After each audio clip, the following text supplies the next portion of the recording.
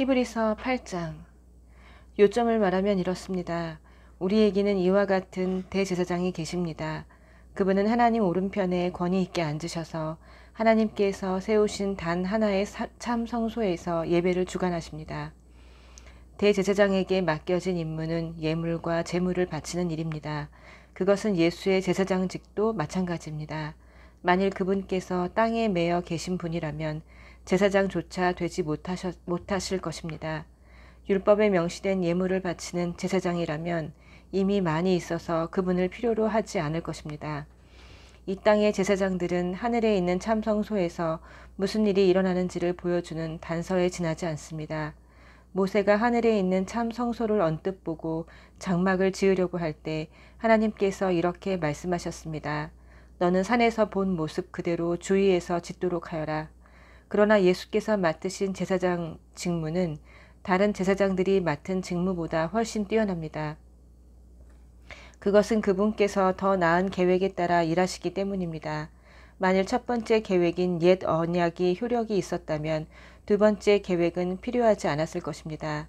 그러나 우리가 아는 것처럼 첫 번째 계획에 결함이 있었으므로 하나님께서 이렇게 말씀하셨습니다. 조심하여라. 그날이 오고 있다. 그날에 내가 이스라엘과 유다를 위한 새 계획을 세울 것이다. 내가 그 조상들의 손을 잡고 이집트에서 인도에 나올 때 그들과 세웠던 옛 계획은 내버릴 것이다. 그들이 계약을 지키지 않아 내가 그들에게서 고개를 돌려버렸다. 내가 이스라엘과 세우려는 새 계획은 종이에 쓸 수도 없고 돌에 새길 수도 없는 것이다. 이번에는 내가 그 계획을 그들 속에 써주고 그들 마음에 새겨줄 것이다. 나는 그들의 하나님이 되고 그들은 내 백성이 될 것이다. 나를 알기 위해 학교에 다니거나 하나님에 관한 5가지 쉬운 가르침 같은 책을 사보지 않을 것이다. 작은 자나 큰 자나 낮은 자나 높은 자나 모두가 나를 직접 알게 될 것이다. 그들의 죄가 영원토록 깨끗이 씻겨지고 너그럽게 용서받음으로 나를 알게 될 것이다. 하나님께서는 자기와 자기 백성 사이에 새 계획, 새 언약을 세우심으로 옛 계획을 폐기 처분하셨습니다. 이제 옛 계획에는 먼지만 쌓이고 있습니다. 9장. 첫 번째 계획에는 예배를 위한 지침과 특별히 고안된 예배 장소가 있었습니다. 바깥을 두르는 큰 장막을 세우고 그 안에 등잔대와 상과 하나님께 드리는 빵을 두었는데 이곳을 성소라고 했습니다. 그런 다음 휘장을 치고 그 뒤에 작은 내부 장막을 세웠는데 이곳을 지성소라고 했습니다. 거기에는 금으로 만든 분향제단과 금을 입힌 언약궤가 놓여 있었고 언약궤 안에는 만나를 담은 금항아리와 아론의 쌍난 지팡이와 언약의 2 돌판이 있었고 천사가 날개로 덮는 모양의 속죄소가 언약을 덮고 있었습니다. 하지만 지금은 이것들에 대해 이야기할 시간이 없습니다. 이런 것이 갖춰진 뒤에 제사장들이 큰 장막에 들어가 직무를 수행했습니다. 작은 내부 장막에는 대제사장만이 1년에 한 번 들어가서 자기 죄와 백성의 누적된 죄를 위해 피를 제물로 드렸습니다. 이것은 큰 장막이 서 있는 동안에는 백성이 하나님께로 걸어 들어갈 수 없음을 성령께서 시각적 비유로 보여주신 것입니다. 이 제도 아래서 드려진 예물과 제물은 예식과 행위의 문제에 해당할 뿐 문제의 핵심에는 다가가지 못합니다. 백성의 양심을 만족시켜주지 못합니다. 본질적으로 이 제도는 철저히 재정비될 때까지 한시적으로 차용된 제도일 뿐입니다. 그러나 메시아께서 뛰어난 새 언약의 대제사장으로 오셔서 이 창조 세계에 있는 옛 장막과 그 부속물을 지나시고 하늘에 있는 장막인 참 성소로 영단번에 들어가셨습니다. 또한 그분은 염소와 송아지의 피로 드리는 제물 대신에 자신의 피로 값을 치르심으로 영단번에 우리를 자유케 하셨습니다. 동물의 피와 정결 예식도 우리의 신앙과 행위를 실제로 깨끗하게 해준다면 하물며 그리스도의 피는 우리 삶 전체를 안팎으로 얼마나 더 깨끗하게 해줄지 생각해 보십시오. 그리스도께서 성령을 힘입어 자기 몸을 흠없는 제물로 드리심으로 스스로 훌륭해지려는 부질없는 수고에서 우리를 자유케 하셨습니다. 그리하여 우리는 전력을 다해 하나님을 위해 살 수 있게 되었습니다. 유언은 사람이 죽어야 그 효력이 발생합니다. 새 언약도 예수께서 죽으심으로 효력이 발생했습니다. 그분의 죽으심은 옛 계획에서 새 계획으로 바뀌었음을 나타내는 표지입니다. 이 죽음으로 인해 옛 의무 조항과 그에 따르는 죄가 폐지되었고 상속인들은 자신들에게 약속된 영원한 유산을 받으라는 부름을 받았으며 그분께서 이 새로운 방식으로 하나님과 그분의 백성을 화해시키셨습니다. 첫 번째 계획을 실행에 옮기는 데에도 죽음이 필요했습니다. 모세는 율법 계획, 하나님의 유언의 조항들을 전부 낭독한 뒤에 엄숙한 예식을 진행하며 제물로 바쳐진 동물의 피를 취해 언약 문서에 뿌리고 그 언약의 수혜자인 백성에게도 뿌렸습니다. 그런 다음 이것은 하나님께서 명하신 언약의 피입니다 라는 말로 그 효력을 확증했습니다. 그는 예배 장소와 그 안에 있는 모든 비품에도 똑같이 했습니다. 모세는 백성에게 이것은 하나님께서 여러분과 세우신 언약의 피입니다 라고 말했습니다.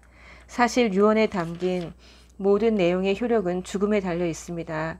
죽음의 증거인 피가 우리의 전통 속에서 특히 죄 용서와 관련해 그토록 자주 사용된 것은 이 때문입니다.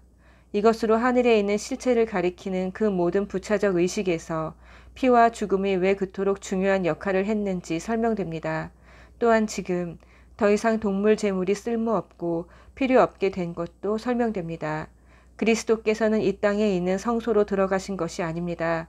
그분은 참 성소로 들어가셔서 우리 죄를 위한 희생제물로 자기 몸을 하나님께 드리셨습니다.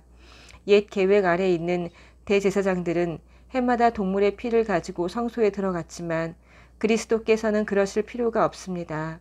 만일 해마다 성소에 들어가셔야 했다면 그분은 역사가 진행되는 내내 되풀이해서 자기 몸을 드리셔야 했을 것입니다. 그러나 그분은 영단번에 자기 몸을 희생제물로 드리셨습니다. 다른 모든 희생제물을 대신해서 자기 몸을 드리심으로 죄에 대한 최종 해결책을 내놓으신 것입니다. 누구나 한 번은 죽으며 그 후에는 자기 삶의 결과와 마주해야 합니다. 그리스도의 죽으심도 단 한 번 일어난 사건이지만 죄를 영원히 제거하는 희생제물로 죽으신 것이었습니다. 그러므로 그분께서 다시 나타나실 때 그분을 뵙기 원하는 이들이 맞게 될 결과는 다름 아닌 구원입니다. 10장 옛 계획은 새 계획 속에 담겨있는 좋은 것들을 암시할 뿐입니다. 옛 율법 계획은 완전하지 못해서 그것을 따르는 이들 또한 온전하게 해주지 못했습니다. 해마다 수많은 희생제물이 드려졌지만 그것은 완전한 해결책이 되지 못했습니다. 만일 그 제물이 해결책이 되었다면 예배자들은 기쁜 마음으로 자기 길을 갔을 것이고 더 이상 죄에 끌려다니지 않았을 것입니다. 그러나 죄의식이 없어지기는커녕 동물 제물을 거듭해서 바칠수록 죄의식과 죄책감은 오히려 고조되었습니다. 황소와 염소의 피가 죄를 없앨 수 없다는 것이 너무도 분명합니다. 그리스도께서 선포하신 예언의 말씀은 이 점을 염두에 두고 하신 것입니다. 당신께서는 해마다 드리는 제물과 예물을 원치 않으십니다. 그래서 나를 위해 몸을 마련해 주셔서 희생 제물로 삼으셨습니다. 이제 당신이 기뻐하시는 것은 제단에서 피어오르는 향기와 연기가 아닙니다. 그래서 내가 말했습니다. 오 하나님, 당신의 책에 기록된 대로 당신의 방법대로 행하기 위해 내가 왔습니다.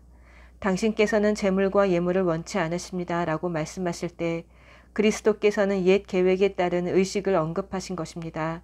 또한 당신의 방법대로 행하기 위해 내가 왔습니다. 라고 말씀하실 때 그분은 첫 번째 계획을 폐하시고 새 계획, 하나님의 방법을 세우신 것입니다. 예수께서 자기 몸을 영단번에 제물로 드리심으로 우리는 하나님께 합당한 사람이 되었습니다.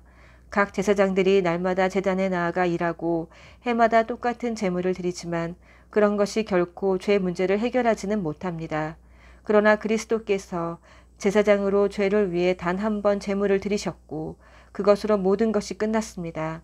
그런 후에 그분은 하나님 오른편에 앉으셔서 원수들이 항복하기를 기다리셨습니다. 그것은 완전하신 분이 불완전한 사람들을 온전케 하기 위해 드리신 완전한 제물이었습니다. 단 한 번 제물을 드리심으로 그분은 정결 과정에 참여하는 모든 이들에게 필요한 모든 일을 완수하신 것입니다. 성령께서도 이같이 증언해 주셨습니다. 내가 이스라엘과 세우려는 새 계획은 종이에 쓸 수도 없고 돌에 새길 수도 없는 것이다.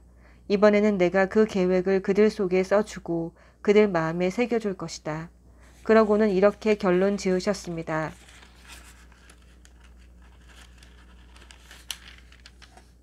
내가 그들의 죄를 영원토록 깨끗이 씻어줄 것이다. 이제 죄가 영원토록 제거되었으니 더 이상 죄 때문에 제물을 드릴 필요가 없습니다. 그러므로 친구 여러분, 이제 우리는 주저함 없이 곧바로 하나님께로 성소 안으로 나아갈 수 있습니다. 예수께서 자기를 희생해 흘리신 피로 그 길을 열어주셨고 하나님 앞에서 우리의 제사장이 되어주셨습니다. 하나님 앞으로 나아가는 통로인 휘장은 다름 아닌 그분의 몸입니다. 그러니 확고한 믿음과 우리가 하나님 앞에 온전히 드려질 만한 존재가 되었다는 확신을 가지고 하나님 앞에 나아가야 합니다. 우리를 앞으로 이끌어주는 약속을 굳게 붙잡으십시오. 그분은 언제나 자기 말을 지키시는 분이십니다. 창의적으로 사랑을 권하고 도움의 손길을 펼치십시오. 어떤 이들처럼 함께 모여 예배하기를 피할 것이 아니라 서로 격려하여 더욱 힘써 모이십시오. 중요한 그날이 다가오는 것을 볼수록 더욱 그리하십시오. 우리가 배우고 받았으며 이제 알고 있는 모든 진리를 버리거나 외면한다면 그것은 그리스도의 희생을 거부하는 것이며 우리는 혼자 힘으로 심판을 마주해야 할 것입니다. 그 심판은 맹렬한 것입니다. 모세의 율법을 어긴 자가 받은 벌은 육체의 죽음이었습니다. 하물며 하나님의 아들을 적대하고 자기를 온전하게 해준 희생에 침을 뱉고 가장 은혜로우신 성령을 모욕하는 자에게는 어떤 일이 있겠습니까? 이것은 결코 가볍게 여길 문제가 아닙니다. 하나님께서는 우리에게 책임을 묻고 그 값을 치르게 하겠다고 경고하셨습니다. 그분은 아주 분명히 밝히셨습니다. 복수는 나의 것이다. 나는 어느 것 하나 그냥 넘어가지 않겠다고 하셨고 하나님께서 자기 백성을 심판하실 것이다 라고 하셨습니다. 아무도 그냥 통과할 수 없는 것이 분명합니다. 여러분이 처음 그 복음의 빛을 보고 난 뒤에 어떻게 살았는지 기억하십니까? 그 시절은 고난의 시기였습니다. 여러분은 사람들 앞에서 박해와 모욕의 표적이었습니다. 어떤 때는 여러분이 표적이 되고 어떤 때는 여러분의 벗들이 표적이 되었습니다. 여러분의 벗 가운데 몇이 감옥에 갇힐 때에도 여러분은 끝까지 그들 곁에 지켰습니다. 박해하는 자들이 난입해 여러분의 소유를 빼앗을 때도 여러분은 편한 얼굴로 그들이 하는 대로 내버려 두었습니다. 그들이 여러분의 진짜 보물을 어찌할 수 없다는 것을 알고 있었기 때문입니다. 그들의 어떤 행위도 여러분을 괴롭게 하거나 좌절시키지 못했습니다. 그러니 이제 와서 포기하지 마십시오. 그때 여러분은 확신에 차 있었습니다. 그 확신은 지금도 유효합니다. 하지만 약속을 이루려면 하나님의 계획을 붙잡고 끝까지 견뎌야 합니다. 이제 머지않아 그분이 오신다. 언제라도 모습을 드러내실 것이다. 하지만 나와 바른 관계에 있는 사람은 그 변치 않는 신뢰로 인해 살 것이다. 도망치는 자는 내가 기뻐하지 않을 것이다. 우리는 중도에 포기하여 실패할 사람들이 아닙니다. 결코 아닙니다. 우리는 언제나 신뢰함으로 계속 살아남을 사람들입니다. 아멘.